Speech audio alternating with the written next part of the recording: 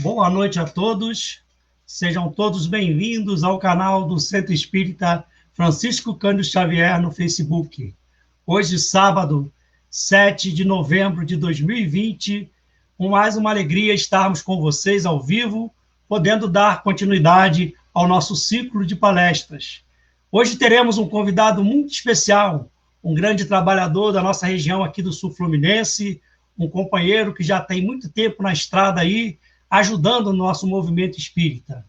Agora nós iremos, como sempre fazemos, ler uma página do livro Vinha de Luz e logo em seguida estaremos fazendo uma prece para estarmos logo depois apresentando esse querido companheiro para vocês, para logo em seguida estarem passando a palavra a ele, que com certeza nos trará um belo estudo na noite de hoje.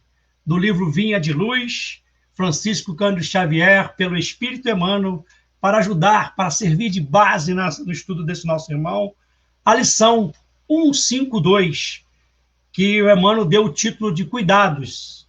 É um trecho que está em Mateus, no capítulo 6, versículo 34, em que Jesus nos fala assim: não vos inquieteis, pois, pelo dia de amanhã, porque o dia de amanhã cuidará de si mesmo. O Emmanuel nos fala o seguinte: os preguiçosos de todos os tempos nunca perderam o ensejo de interpretar falsamente as afirmativas evangélicas. A recomendação de Jesus, referente à inquietude, é daquelas que mais se prestaram aos argumentos dos discutidores ociosos. Depois de reportar-se o Cristo aos lírios do campo, não foram poucos os que reconheceram a si mesmo na condição de flores, quando não passam ainda de plantas espinhosas. Decididamente, o lírio não fia, nem tece, consoante o ensinamento do Senhor, mas cumpre a vontade de Deus. Não solicita a admiração alheia, floresce no jardim ou terra inculta. Dá seu perfume ao vento que passa, enfeita a alegria ou conforta a tristeza. É útil à doença e à saúde, não se revolta. Quando fenece o brilho que lhe é próprio, ou quando mãos egoístas o separam do berço em que nasceu. Aceitaria o homem inerte o padrão do lírio em relação à existência na comunidade? Recomendou Jesus: não guarde a alma qualquer ânsia nociva, relativamente à comida, ao vestiário ou às questões acessórias do campo material. Asseverou que o dia, constituindo a resultante de leis gerais do universo, atenderia a si próprio. Para o discípulo fiel, agasalhar-se e alimentar-se são verbos de fácil conjugação, e o dia representa oportunidade sublime de colaboração na obra do bem. Mas basear-se nessas realidades simples para afirmar que o homem deva marchar sem cuidado consigo seria menoscabar o esforço do Cristo, convertendo-lhe a plataforma salvadora em campanha da irresponsabilidade. O homem não pode nutrir a pretensão de retificar o mundo ou seus semelhantes de um dia para o outro, atormentando-se em aflições descabidas, mas deve ter o cuidado de si, melhorando-se, educando-se e iluminando-se sempre mais. Realmente, a ave canta feliz, mas edifica a própria casa. A flor adorna-se tranquila, entretanto obedece aos desígnios do Eterno. O homem deve viver confiante, sempre atento, todavia em engrandecer-se na sabedoria e no amor para a obra divina da perfeição. Com essas palavras de Emmanuel, convidamos a todos para que possamos unir os nossos pensamentos e falarmos com Deus assim: Pai amado, Pai justo, Pai bom, Deus de infinita sabedoria, te agradecemos a esta oportunidade. Mestre Jesus, mestre de nossas vidas, é com grande alegria no coração que estamos todos aqui reunidos para mais um dos seus ensinamentos nesta noite. Gostaríamos de solicitar aos guias espirituais de nosso irmão Abucacis para que possam envolvê-lo nas tarefas dessa noite. Que os amigos espirituais do Centro Espírita Francisco Cândido Xavier também possam acolher esse irmão, que mesmo do seu lar contribui enormemente para a tarefa desta noite. Gostaríamos, Senhor, de abraçar esse irmão, ainda que virtualmente, agradecendo pelo seu esforço em trazer a sua mensagem redentora, os seus ensinamentos de luz, que com certeza ficarão gravados em nossos espíritos imortais. Abençoa o nosso irmão Abucacis em todas as suas tarefas e agradecendo a ele, pedindo ao Pai a permissão para que possamos iniciar os estudos da noite de hoje. Que seja em teu nome, amado Mestre Jesus, em nome dos mentores do Centro Espírita Francisco Cândido Xavier, mas, sobretudo, em nome de Deus, nosso Pai. Que assim seja, graças a Deus. Meus amigos, meus irmãos, sejam todos bem-vindos ao canal. Vocês vão entrando aí, colocando aí no chat, aí, né, já vi que tem gente aqui dando boa noite a todos. Hoje é uma alegria muito grande a gente estar aqui com um irmão já que é um grande amigo do Centro Espírita Francisco Cândido Xavier, um grande companheiro aí do Roberto, já de bastante tempo, que é o nosso queridíssimo irmão Abucacis Maurício de Paula, um trabalhador da UMEVOR, né? União Municipal Espírita de Volta Redonda, palestrante. Ele é também conferencista, que traz muitas das vezes seminários, cursos aqui para todas as casas aqui das Agulhas Negras. Vira e mexe a gente vê o Abucacis trazendo um curso desse, né? Seja na área da mediunidade, seja na área da oratória, enfim, está sempre colaborando com as casas aqui da região na parte doutrinária. O trabalho do Abucacis é um trabalho muito grande, porque está à frente da UMEVOR, não deve ser fácil. Mas a gente não vai ficar aqui falando muito tempo do Abucacis, não, porque o Abucacis, sim, deve ter muita coisa para falar para vocês. E dando boas-vindas aí ao Abucacis, boa noite aí, seja muito bem-vindo. É uma alegria estar com você aqui, viu? Boa noite, Luiz Cláudio. É um prazer estar novamente com você, mesmo que virtualmente, né? Agora virtualmente, mas estamos juntos porque estamos com um só pensamento, que é pensar em Jesus, pensar na doutrina espírita, mas principalmente nos esforçarmos para viver conforme esses ensinos, esses mandamentos. E o tema de hoje é um tema bastante interessante. Acredito que aqueles que viram uma propaganda, alguma chamada, devem ter ficado curiosos, né? Mas estamos aqui para falar deste tema, entendendo aparentemente contradição nas palavras de Jesus. Depois que a gente pega esse tema assim, eu falei, nossa, tentar entender as contradições de Jesus. Mas acredito que vocês já devem ter visto, mas como é que é isso? Jesus falou, não falou? É assim mesmo, não é? Como é que é isso? Então, a gente, para avaliar, para analisar as palavras de Jesus, nós precisamos fazer, vamos dizer assim, com calma. E para o dia de hoje, eu resolvi, antes do nosso bate-papo, de entrarmos mesmo diretamente no assunto, eu resolvi trazer o que eu chamo de premissas. Essas premissas nos auxiliam para tudo em nossa vida. Para tudo. Se nós tivermos essas premissas. Claro que existem outras, mas principalmente essas premissas, quando nós formos analisar um texto, quando nós formos analisar a palavra de Jesus, quando nós formos analisar a codificação espírita, se partirmos desta premissa, nós temos menos probabilidades de cometer equívocos. Então, a primeira premissa é que Deus é a causa primária de todas as coisas e é soberanamente justo e bom. Falar isso para o espírita é uma coisa, vamos dizer assim, mais é como se fosse chover no molhado. E eu entendo vocês, é verdade. Só que muitas vezes, no dia a dia, nas nossas confusões, nos estudos, a gente acaba esquecendo. Então, tem um amigo meu que diz que o óbvio é esquecido. Então, nós precisamos relembrar o óbvio. Nós somos criaturas de Deus, somos filhos de Deus, criados para a perfeição. Fomos criados simples e ignorantes e com o destino de sermos perfeitos e eternamente felizes.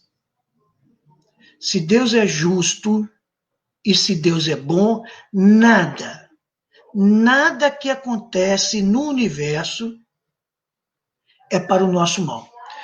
Tudo que acontece no universo é para o nosso bem. Se alguma coisa, se nós imaginarmos nessa cabeça de vento que nós temos, vocês não, que eu tenho, se eu imaginar que eu estou passando por alguma coisa sem que eu mereça, eu estou blasfemando contra Deus. Eu não estou entendendo que Deus é soberanamente justo e bom e que Ele é a causa primária de todas as coisas. Tudo que acontece tem no universo, ou se vocês quiserem, nos universos, tudo que acontece tem a permissão de Deus. E se tem a permissão de Deus, tem o fim útil. E é bom, porque Deus é bom. E é justo, porque Deus é justo. Então, nós não passamos por nada que nós não mereçamos. Mas, para a gente estudar isso, a gente precisaria até de mais tempo. Mas vamos partir dessa premissa. Eu gostaria que vocês lembrassem que eu estou partindo desta premissa para fazer todas as afirmações que eu procurarei falar. E também que a verdade está em tudo e em todos que possuem olhos de ver.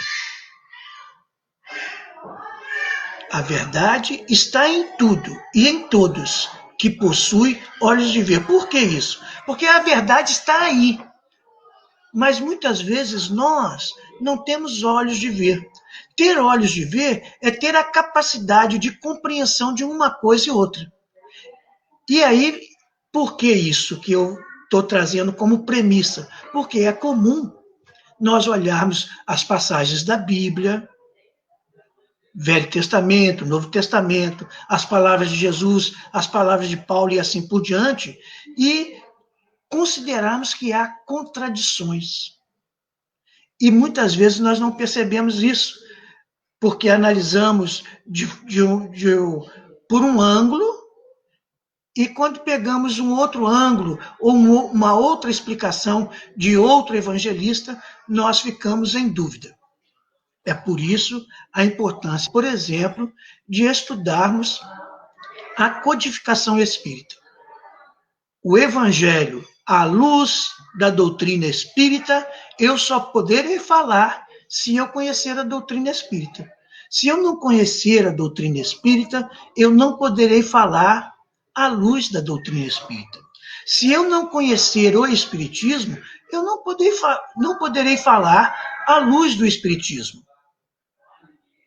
E se eu não conhecer o evangelho, também não poderei falar. É claro que nós não sabemos tudo. Nós não sabemos tudo e estamos muito longe de sabermos mais. Mas nós podemos ir caminhando pouco a pouco. Então, a partir do momento que uma parte do véu nos é levantada, ou seja, a partir do momento que nós vemos alguma coisa, alguma verdade transitória, alguma verdade aparente, nós devemos divulgar. Nós devemos conversar, nós devemos compartilhar, ouvindo e talvez até mudando nossos pontos de vista. Bem, então a verdade está em todos e em todos que possuem olhos de ver. E uma outra premissa é: se não entendo, é porque me falta algo. Se eu estou estudando a doutrina espírita, se eu estou estudando o evangelho, se eu estou estudando a doutrina espírita, se eu estou estudando o Evangelho e eu não compreendo, está faltando alguma coisa. O que está faltando? Está faltando o meu desenvolvimento espiritual? Está faltando o meu desenvolvimento moral? Está faltando o meu desenvolvimento intelectual? Está faltando eu estudar mais? Está faltando eu empregar mais o espírito para aprender? Está faltando eu refletir? Está faltando eu meditar? Bem, todos nós sabemos que falta muita coisa em nós, principalmente nesse mundo corrido que nós estamos. Mas se eu não entendo a codificação espírita, se eu não entendo o Evangelho, e se a verdade está em tudo, a verdade está na doutrina espírita, a verdade está no Evangelho, a verdade está no Velho Testamento, a verdade está no Novo Testamento, a verdade está em mim, a verdade está em você. O que é necessário é nós termos olhos de ver. Assim como Deus está em tudo e em todos, assim como nós fomos criados na imagem e à semelhança de Deus, só depende de nós entendermos. E para isso, claro que necessita algum esforço da nossa parte. Então, vamos falar primeiro da Bíblia e os Evangelhos. Quando a gente pega a Bíblia, Velho Testamento, Novo Testamento, muitas vezes nós vemos algumas contradições. Eu acredito que você já deve ter visto, por exemplo, olho por olho, dente por dente. É uma das mais conhecidas, né? Também já devem ter ouvido falar: se a tua mão é motivo de escândalo, cortai-a. Olha, quem falou isso? Você lembra quem falou isso? Você já ouviu quem falou isso? Você já leu? É Jesus. Se os seus olhos são motivo de escândalo, arrancai-o, porque é preferível que você nasça cego do que tenha um olho mau. E assim, muitas outras palavras. É verdade ou não é? Vocês já ouviram sobre isso. Mas será que isso é uma contradição? Como é que Jesus, que pregava amor e bondade, poderia falar para, se a mão for motivo de escândalo, para a gente cortar? Vocês já pensaram nisso? Hein? Não? Sim? É gostoso quando a gente tem uma roda de conversa, que essas perguntas dão um pequeno debate, né? A gente conversa alguma coisa. Mas vamos lá. Aparente contradição. Apenas para que vocês tenham uma ideia. Por exemplo, se nós pegarmos o Velho Testamento, no livro Gênesis, no capítulo 32 do Gênesis de Moisés, verso 30, Jacó fala assim: vi a Deus face a face. Pergunto para você, você acredita que algum de nós, seja no presente, seja no passado, tenha visto Deus face a face? Quando nós estudamos a doutrina espírita, nós temos uma noção. Não vou falar agora o que a doutrina fala, não. Mas talvez você já saiba. E aí, se você já sabe, eu só vou relembrar. Mas vamos pegar lá uma contradição do Velho Testamento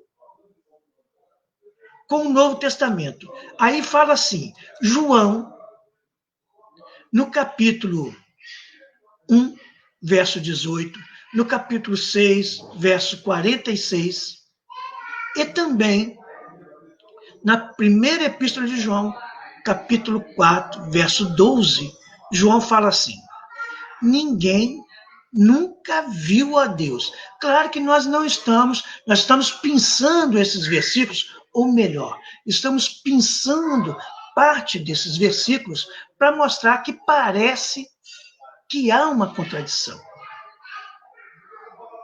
Nós sabemos que somente os espíritos puros, de acordo com a doutrina espírita, somente os espíritos puros veem Deus. Mas, na verdade, esse ver Deus é no sentido de compreendê-lo. Se nós vamos ver igual nós vemos agora, eu não sei. Mas eu tenho certeza que nós, quando formos espíritos puros, como Jesus, por exemplo, nós sentiremos Deus, conheceremos os seus pensamentos e poderemos falar como Jesus falou: eu e o Pai somos um, porque estaremos fazendo exatamente o que Deus espera que um espírito puro faça, como Jesus fez. Mas vamos continuar. Olha só, vocês já devem ter ouvido falar isso também. Quem é minha mãe e quem são os meus irmãos? E, de novo, né? Quem falou isso? Jesus. Jesus foi quem falou isso. Vocês conhecem essa passagem, está em Mateus, está em Marcos e também no Evangelho segundo o Espiritismo, no capítulo 14, nos itens 5, 6 e 7. Apenas eu vou pedir permissão para vocês, para que nós possamos recordar essa passagem que está lá no Evangelho segundo o Espiritismo, para que a gente possa, para aqueles que conhecem, relembrarem e fixarem um pouco mais essa passagem. Para aqueles que não conhecem, para terem uma noção dessa passagem, para que a gente possa, então, lentamente ir conversando um pouco. Então, eu vou fazer o seguinte, eu vou passando aqui e nós vamos conversando sobre cada passagem. Vejam bem, e, tendo vindo para casa, reuniu-se aí tão grande multidão que eles nem sequer podiam fazer sua refeição. Acredito que vocês devem entender bem o que eu estou falando. É como, por exemplo, um grande orador, né?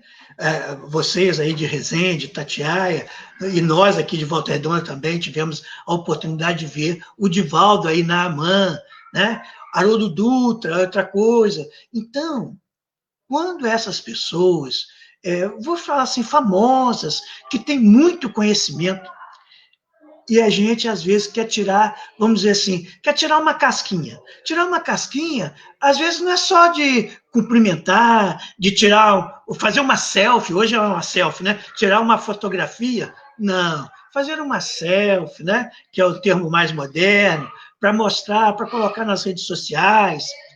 Mas, muitas vezes, fazer uma pergunta. Fazer uma pergunta. Você talvez gostaria de fazer uma pergunta para A, B, C ou D. Ou seja, não só esses famosos, às vezes um orador mesmo. Talvez você agora esteja me ouvindo e, de acordo com o que eu falei, você já está pensando assim, puxa vida, queria saber isso, isso e isso. Mas nós não estamos numa roda de conversa, nós estamos numa palestra. Mas se nós fizéssemos uma roda de conversa, você poderia levantar a mão, interromper e falar, o Cassis, e isso, assim, assim, e a gente bateria um papo. Mas nem sempre a gente tem esta ocasião. Então, eu até sugiro ao Chico Xavier, a todos os centros espíritas, ao movimento espírita, promoverem rodas de conversa, onde nós possamos trocar opiniões. Não é que certo, que errado, mas que a gente possa trocar opiniões sobre determinados assuntos, para que todos possamos aprender um com o outro. Bem, se esses oradores, esses artistas, às vezes, famosos, vamos dizer assim, nós gostaríamos de estar presentes, imaginem um espírito puro. Se nós não faríamos, por exemplo, como a mulher hemorroísa, aquela que, vamos dizer assim, teve a ideia de falar, se eu tocar no manto de Jesus, eu serei curado. Se eu tocar no manto. Então, Imaginem vocês se nós estivéssemos sabendo que um espírito puro está perto de nós. Está no Brasil, está nos Estados Unidos, e nós quiséssemos ser curados. Talvez muitos de nós faríamos o possível e o quase impossível para ter uma palavra, para ter um olhar. Então imaginem Jesus. Quantos gostariam de estar perto dele? E tal é que eles, de acordo com o relato do evangelista, não tinham tempo sequer para poder fazer uma refeição. Há quem diga, né, não sei se é verdade, eu acredito que seja, mas há quem diga que o Chico Xavier era um desses, que mal podia fazer a refeição. Existem muitos trabalhadores fiéis do movimento espírita, ou melhor, trabalhadores cristãos, que muitas vezes têm dificuldade de fazer uma refeição, de tomar um banho com calma, para se refazer. Tanto é a quantidade de trabalho que eles executam. Então, vale aqui, já desde agora, perguntar: você tem tempo para almoçar, para jantar, para lanchar, para passear com as crianças, para ir ao cinema, para, sei lá, para ver uma televisão, ver uma novela, para trabalhar? Mas quanto tempo nós temos dedicado para auxiliar o próximo?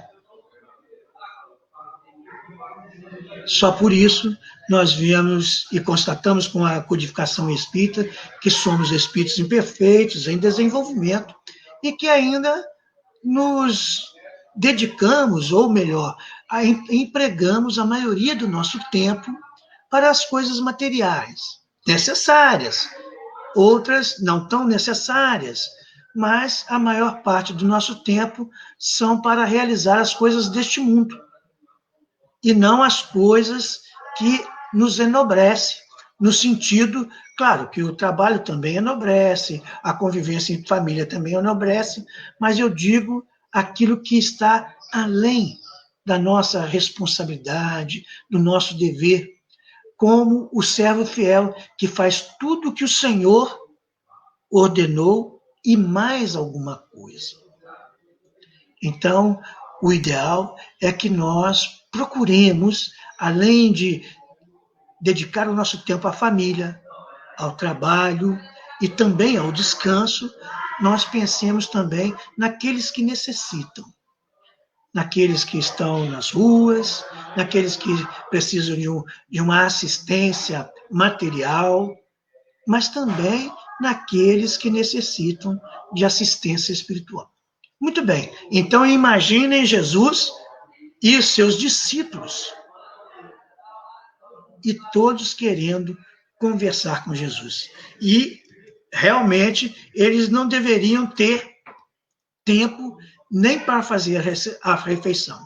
E aí vem o quê? Sabendo disso, vieram seus parentes para se apoderarem dele, pois diziam que perderam o espírito. Olha que coisa interessante. Sabendo disso, quem estava sabendo disso? Vocês já perguntaram? Quem é que estava sabendo? É Jesus? Não, eram os parentes de Jesus. Os parentes de Jesus, sabendo que eles, Jesus, não estava nem fazendo refeição. Talvez essa seja uma interpretação, talvez você tenha outra interpretação. Mas vieram os parentes de Jesus para se apoderarem dele, ou seja, pegar Jesus à força, vamos dizer assim. Porque diziam que ele tinha perdido o espírito. Ou seja, ele estava meio enlouquecido. Vocês já imaginaram? Gente, imaginem, pensem bem. Nós, às vezes, falamos assim, fulano está fora de si.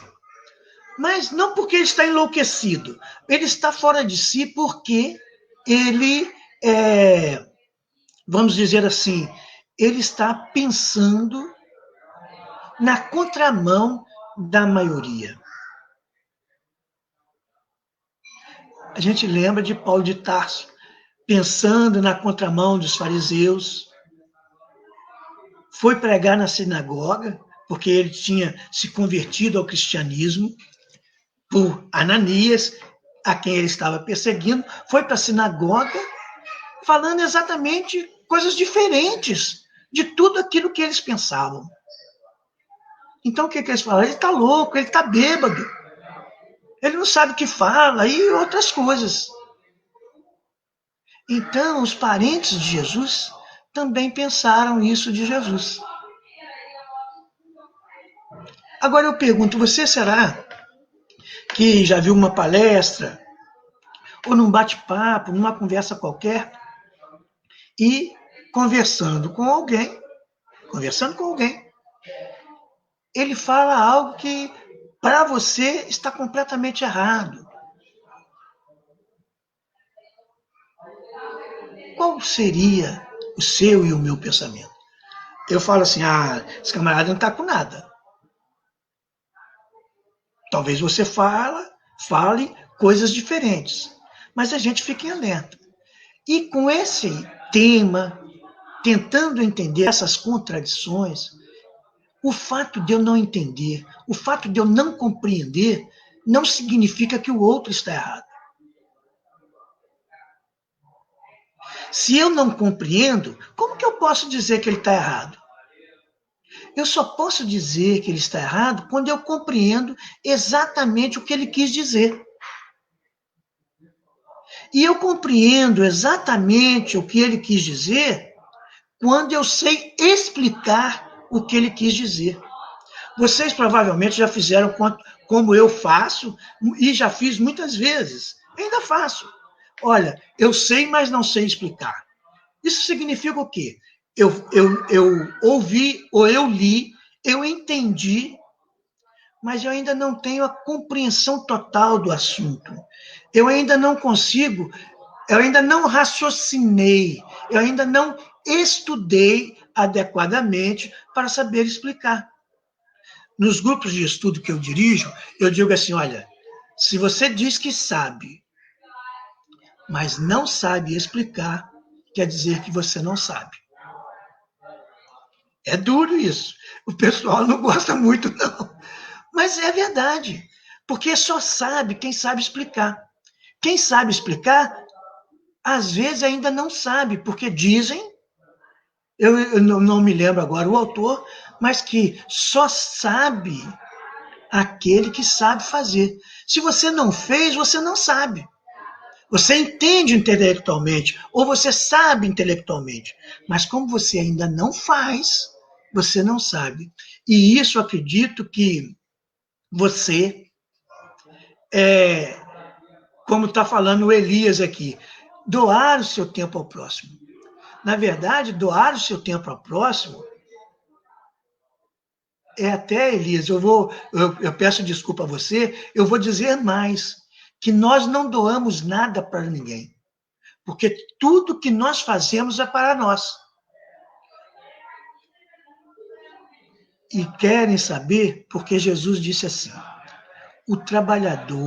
todo trabalhador é digno do salário. Antes de eu doar alguma coisa para alguém, eu tenho que possuir. Se eu tenho conhecimento, antes de eu transmitir esse conhecimento, eu tenho que possuir. Eu não consigo transmitir, ou doar, ou compartilhar, ou dividir esse conhecimento se eu não o possuo. Eu só posso doar o tempo se eu possuo o tempo. Mas se eu quero utilizar o tempo que eu possuo em benefício do próximo, em verdade, eu estou fazendo em meu benefício. Porque quando eu procuro auxiliá-lo, eu preciso encontrar Deus, eu preciso encontrar Jesus nele e aprender com aquele ato. porque eu não estou doando o que de fato me pertence. Nós somos todos usufrutuários. Claro que há controvérsias, mas vamos continuar. Olha, sabendo disso, vieram seus parentes e acharam que ele estava louco. Então, queriam, é igual a mãe faz com os filhos. Olha, tá na hora, vamos almoçar, saia do videogame. Olha, para de namorar um pouquinho. E principalmente quando é a menina, e às vezes o camarada não vai embora, ela tem que jantar, ou tem que almoçar, ou tem que fazer isso, aquilo, e é um desafio. Então, estavam lá os seus parentes, sabendo disso, queriam fazer o quê? Queriam pegá-lo para que ele fizesse alguma coisa. Eles consideravam que não estava muito bem. Entretanto, olha bem, então eles souberam, os parentes souberam, foram lá pegar Jesus. Entretanto, tendo vindo a sua mãe e os seus irmãos, não vamos entrar aqui se Jesus tinha ou não tinha irmãos, né? Mas aqueles que eram considerados irmãos de Jesus, e conservando-se do lado de fora. Vejam, a mãe e os irmãos de Jesus, ou os parentes de Jesus, ficaram do lado de fora, eles não entraram. Por que eles não entraram? Será que estava muito cheio? Ó, chama o fulano aí. É igual quando a gente vai na festa, eu sou convidado do fulano, eu sou o padrinho da noiva. Não é assim, gente? Então, eles ficaram do lado de fora. E mandaram chamar. Chamar quem? Jesus. Ora, o povo se assentara em torno de Jesus e lhe disseram: tua mãe e teus irmãos estão lá fora e te chamam. Eu pergunto para vocês. Ó, eu estou brincando assim, mas isso é sério. Olha só, vocês estão ouvindo pertinho do Divaldo, pertinho do Raul, pertinho do Haroldo Dutra, desses oradores, Severino Celestino e outros mais, não importa, Alberto Almeida, tantos outros. Muito bem. Rossando Klinger, muito bem. Vocês estão num lugar de honra perto de um desses. E está no auge da palestra, e alguém chama, toca no seu ombro e fala assim, ó, seus parentes estão lá fora. Sua mãe, seus irmãos estão lá te chamando. Você vai?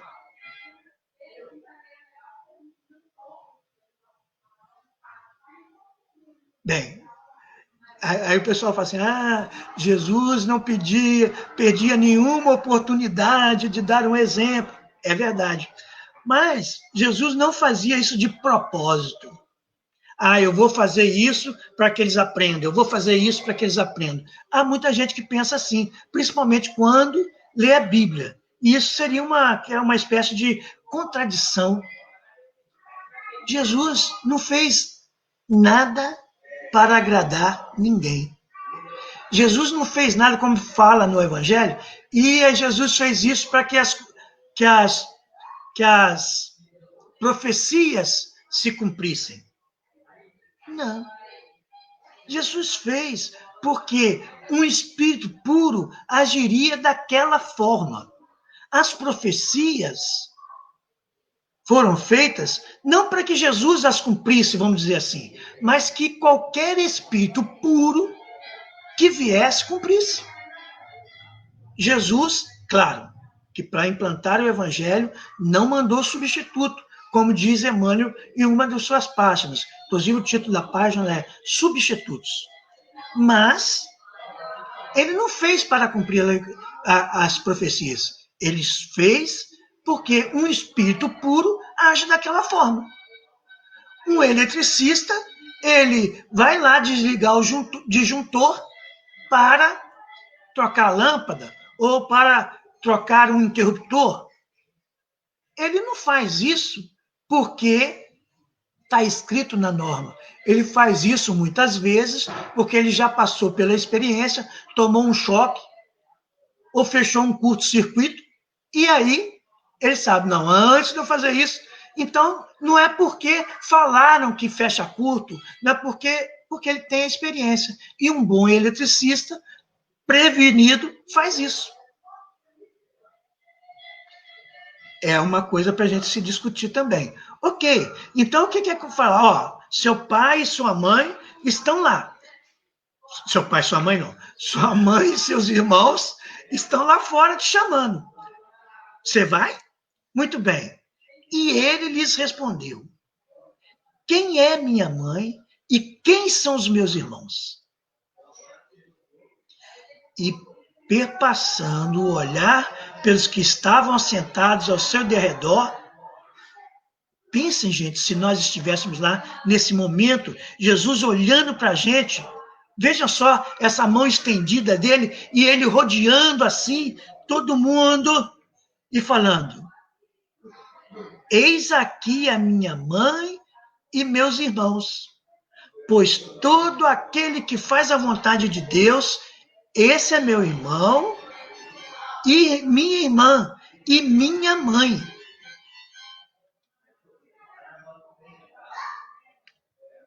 Nós estávamos estudando sobre esse capítulo, especificamente sobre essa passagem, e aí estavam falando, então, aqueles que não fazem a vontade de Deus não são irmãos de Jesus? Pensem bem, você faz a vontade de Deus? Eu faço. O Chico fazia a vontade de Deus? Todos nós que conhecemos espíritas e não espíritas, bons ou maus, nós fazemos a vontade de Deus? Eu pergunto, existe alguém, na imaginação de vocês, existe alguém que não faça a vontade de Deus? Antes eu imaginava que sim. E a gente pegando esse versículo, a gente pensa, bem, Jesus falou que aqueles que não fazem a vontade de Deus não são irmãos, nem irmãs, nem mãe. Mas nós não aprendemos com a doutrina espírita que todos nós somos filhos de Deus? Que todos nós fomos criados por Deus? Que todos nós somos irmãos? Então por que Jesus então discriminou aqueles que não fazem a vontade de Deus? Não parece uma contradição? Porque, na verdade, meus irmãos, se nós formos analisar, assim, não digo profundamente, mas se formos meditar, Deus é soberano. Deus é a inteligência suprema. Deus é a causa primária de todas as coisas. Essa foi a nossa premissa. Nada acontece que seja contra a vontade de Deus. Tudo que acontece no universo tem a permissão de Deus. Então nenhum de nós, nenhum ser, nem Lúcifer, nem o demônio, nem o capeta, nem o diabo, nem qualquer nome, nem Lúcifer, ninguém, nenhuma criatura de Deus, e tudo é criado por Deus, todos os seres e coisas são criados por Deus, essa é a nossa premissa. Nenhum de nós consegue contrariar as leis de Deus. Mas vejam, nós estamos falando no plural, leis de Deus. Nós podemos contrariar a lei do progresso, aparentemente. Nós podemos contrariar a lei de reprodução. Nós podemos tentar contrariar a lei de destruição. Nós podemos tentar contrariar a lei de liberdade, quando prendemos alguém. Entre outras coisas, não vamos discutir. Mas nós conseguimos contrariar, pelo menos aparentemente, ou melhor, parcialmente, uma ou outra lei, 2, 3, 4, 10. Mas nós não conseguimos contrariar todas as leis de Deus. Então, quando nós falamos de contrariar as leis de Deus, talvez seja interessante nós pensarmos assim. Existe uma lei, e isso está lá no Livro dos Espíritos, daqueles que evoluem sempre em linha reta, sem errar, sempre optando pelo bem. Então, esses evoluem em linha reta. Então, aqueles que não somos nós, eu tenho certeza, talvez você não, mas eu tenho certeza que não. Aquele que, como eu, erra, tenta acertar, não está evoluindo em linha reta. Então, a lei de Deus que eu contrario, essa é a lei da evolução em linha reta. Ou, quando nós pensarmos na contrariedade às leis de Deus, nós podemos pensar também, entender a contrariedade, não fazer algumas, ou cumprir com algumas leis de Deus. Por exemplo, a lei de justiça, ou a lei de amor, ou a lei de caridade. Lei de justiça, de amor e caridade. Então, às vezes, nós somos justos e bons, mas não somos caridosos. Às vezes, nós somos caridosos, mas não somos justos nem bons. E assim sucessivamente. Tudo bem. Então, nós não podemos analisar essas palavras de Jesus como uma discrepância, como uma contradição. A contradição está porque eu, às vezes, ainda não tenho olhos de ver. Ainda não tenho conhecimento para entender de forma diferente. Nem vou dizer mais abrangente, mas de forma diferente. E aí, a partir de agora, espero que vocês reflitam sobre isso, para ver se vocês conseguem perceber essas diferenças de interpretação. Então, agora vamos refletir com o codificador. Evangelho segundo o Espiritismo, capítulo 5, 6 e 7. Allan Kardec fala assim: fato, porém, irrecusável é que a sua doutrina, a doutrina de Jesus, ele está falando da doutrina de Jesus, tem por base principal, por pedra angular, a lei de amor e caridade. Então, isso ninguém precisa falar conosco. Se qualquer coisa que nós fizermos ou outro fizer for contrário à lei de amor e à lei de caridade, não vou dizer que está errado, mas apenas está por um caminho não 100% reto. Isso não quer dizer que depois a pessoa não vai voltar, retornar, refazer. Mas Jesus, em especial, não poderia contrariar essa lei de amor e a lei de caridade. Lembrando que a lei de amor é aquela lei que nos impulsiona a aproximar de tudo e de todos os seres, animais, vegetais, hominais. E por que não dizer angelicais? E a lei de caridade? A lei de caridade é benevolência para com todos, indulgência com as imperfeições alheias e perdão das ofensas. Então, se nós não conseguirmos fazer isto, nós podemos estar contrariando. Mas Jesus, não. Jesus não contrariava esta lei. Tá ok? Vamos prosseguir refletindo com o codificador. Se certas proposições suas, quer dizer, de Jesus, se acham em contradição com aquele princípio de amor e caridade, é que as palavras que se lhe atribuem foram mal produzidas, ou mal compreendidas, ou não são suas. Pensaram sobre isso? Foram mal reproduzidas, mal compreendidas ou não são de Jesus.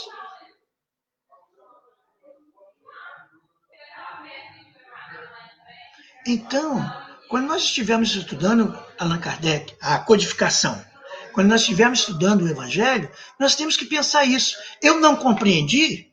Bem, hoje em dia, que se tem falado muito nas adulterações do livro A Gênese e também do livro Céu e Inferno, nós precisamos refletir.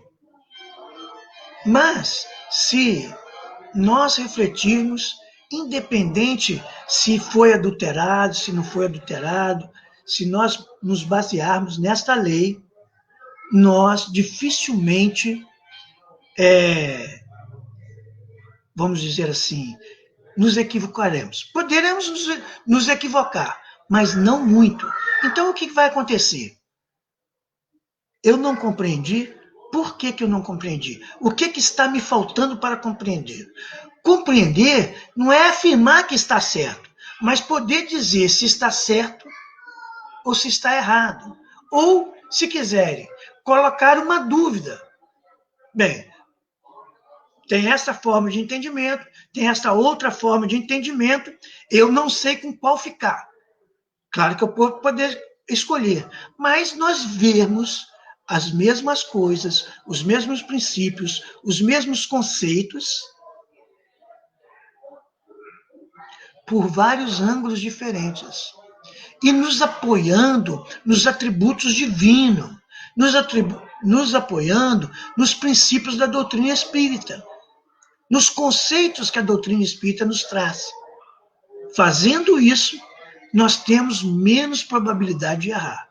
Mas, claro que para fazer isso, nós precisamos conhecer os atributos de Deus, nós precisamos conhecer os princípios da doutrina espírita, os conceitos que a doutrina espírita, ou seja, precisamos estudar.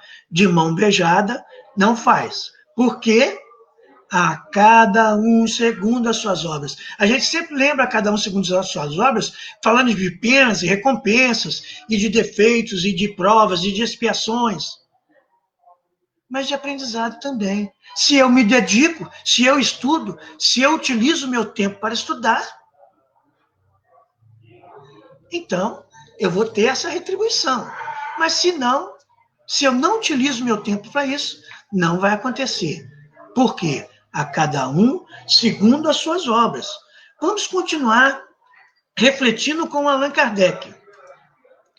Semelhante ideia não poderia encontrar guarida naquele que disse: honrai a vosso pai e a vossa mãe. E isso é o próprio Allan Kardec que diz. Então, Jesus, da forma que nós entendemos, que era um espírito puro não erra. Espírito superior não erra. Espírito de sabedoria não erra. Quando nós estudamos a escala espírita, nós percebemos isso. Então, o que acontece?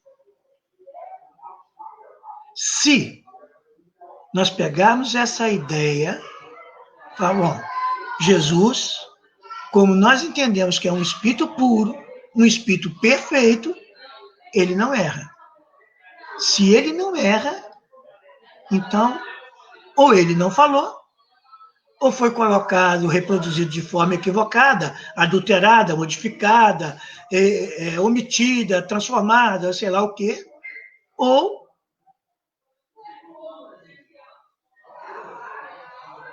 nós não entendemos. Então, nós precisamos estudar. E, finalmente, Allan Kardec, finalmente não, mas Allan Kardec fala muitas outras coisas.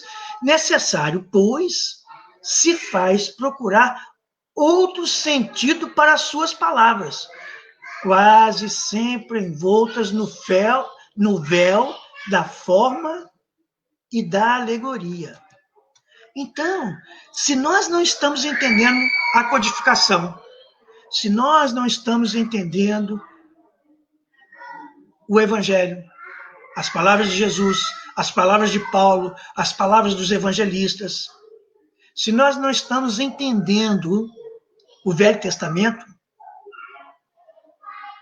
talvez seja importante nós procurarmos outros sentidos para aquela palavra. Mas vai aqui uma das minhas palavras finais, pois já está se aproximando o tempo de nós concluirmos. Estudemos a doutrina espírita, porque a doutrina espírita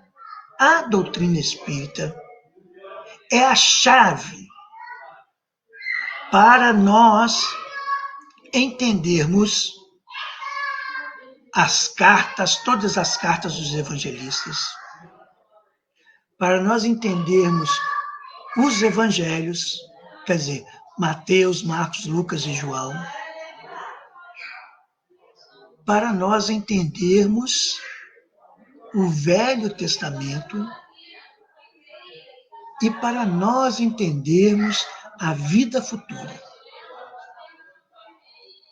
Parece, talvez, uma blasfêmia para alguns, mas prestem atenção. Se nós, como espíritas, acreditamos que Moisés foi a primeira revelação, Moisés foi a primeira revelação Moisés, trazendo a lei de justiça.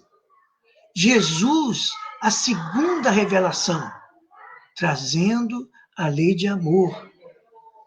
E o Espiritismo, não é a doutrina espírita, o Espiritismo trazendo a lei de caridade. A lei, segundo os Espíritos, em O Livro dos Espíritos, a lei de amor, justiça e caridade abrange todas as outras leis de liberdade de consciência, de reprodução, a lei de conservação, a lei de destruição, a lei do progresso.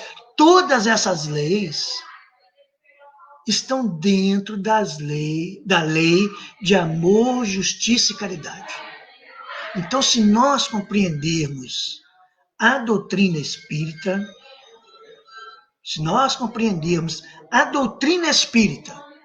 nós não precisamos entender o Evangelho, não precisamos entender o Velho Testamento, porque já poderemos entender a vida futura. Mas o que acontece, que é muito interessante, que quando nós estamos entendendo a doutrina espírita, nós sentimos prazer em ler e entender o Evangelho. Nós sentimos prazer em ler e entender o Velho Testamento, as cartas dos apóstolos. Não digo que a gente vai estudar, podemos até estudar, como muitos fazem, mas quando nós encontrarmos uma passagem e analisarmos essa passagem à luz da doutrina espírita, isso eu estou dizendo mesmo sem aprofundarmos na letra dos evangelhos, na letra da Bíblia. Se nós analisarmos pura e simplesmente com os ensinos espíritas, nós conseguimos não saber tudo sobre aquela passagem, não saber tudo sobre aquele versículo, não saber tudo sobre aquela expressão, não sabermos tudo sobre aquela palavra, mas conseguiremos saber o essencial para enquadrarmos na lei de justiça, de amor e caridade e fazer deste entendimento a plataforma para fazermos o bem. Mas, para concluirmos de fato esta reflexão sobre a tentativa, vamos dizer assim, a tentativa de entender um pequeno trecho de uma aparente contradição nas palavras de Jesus, eu gostaria de dizer o seguinte: peguem esta passagem do Evangelho segundo o Espiritismo, capítulo 14, itens 5, 6 e 7. Observai lá que ele fala da família universal, que Allan Kardec diz que Jesus está falando da família universal. Como eu disse, todos somos irmãos, todos somos irmãos. Então, Jesus não poderia contrariar este princípio. Todos somos filhos de Deus. Todos somos irmãos. Então, Jesus ali, segundo Allan Kardec, e na nossa compreensão também, da codificação espírita, está falando da família universal. E quando nós estudamos essa passagem, é comum que nós fiquemos afoitos, eufóricos, sabendo da grande família universal. Mas esquecemos de um pequeno detalhe que Allan Kardec chama-nos a atenção justamente neste versículo, neste item 7. Neste item 7, que é para as contradições.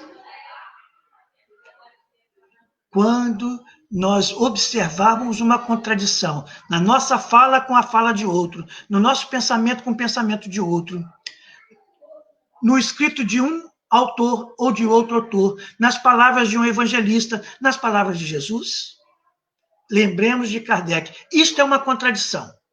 Então, isso pode não ter acontecido. Isso pode ter sido escrito de forma diferente. Nós podemos não ter entendido. Isso pode ter sido deturpado. Então, eu preciso aprender. E se eu não consigo entender, talvez me falte conhecimento. Mas eu não devo atribuir erro ou acerto a esta ou aquela parte. Eu posso até dizer, eu concordo com esta opinião. Eu discordo desta opinião. Mas não devo dizer que o outro está errado, porque às vezes eu é que estou errado. Mas, mais uma vez eu digo, se eu perceber que é uma contradição, mas se eu compreender o outro, esta contradição aparente deixa de existir. E aí eu o vejo como meu irmão, como meu companheiro, como aquele que está me dando a oportunidade de exercitar a indulgência, a benevolência e a caridade. E isto não é para ele, isto era para o meu engrandecimento. É certo ou não é certo, Luiz Cláudio? Gostaria que você, nesse momento, pudesse me ajudar aqui. É ou não é certo?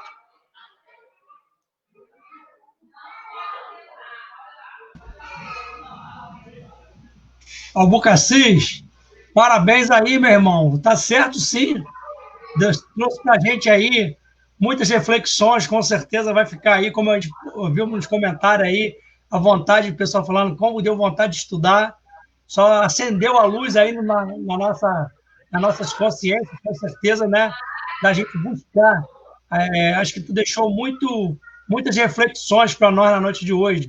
Como diria um grande companheiro, eu não sei se você conhece, lá do Paulo de Tarso, o seu Geraldo, um grande trabalhador aqui da região, que ele sempre fala aí, recebemos um banho de doutrina espírita hoje aí, viu? Gratidão aí, vou pedir a você para que você feche para nós com uma prece aí, tá certo? Muito bem, olha, Luiz Cláudio, o Centro Espírita Franciscano Xavier, meu amigo Roberto, agradeço ao Luiz Cláudio, agradeço ao Roberto, à diretoria do Centro Espírita Franciscano Xavier por me dar essa oportunidade. Agradeço a você que está me ouvindo, que está participando, que está fazendo seus comentários. Muito obrigado a todos vocês. Muito obrigado. Que Deus possa iluminar a minha mente, iluminar a sua mente, para que nós possamos ser espíritas verdadeiros. Que a palavra de Jesus, que as palavras de Allan Kardec possam fazer vibrar as fibras dos nossos corações e, sensibilizados, nós possamos exercitar o amor a tudo e a todos. possamos exercitar as palavras de Jesus.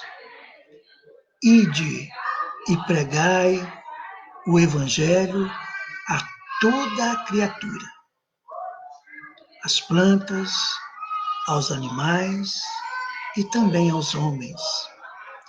E que, se desanimarmos, possamos lembrar as palavras do Espírito de verdade no Evangelho segundo o Espiritismo, capítulo 20, item 4. Ide, avançai, marchai, não fiquemos parados. Vamos compartilhar tudo que nós conhecemos com os nossos familiares, com os nossos amigos, com os nossos inimigos, com os nossos conhecidos e também com os desconhecidos. Para mim, para todos vocês, muita paz. Que Jesus esteja conosco hoje e sempre. Obrigado, Luiz Cláudio. Fiquem com Deus.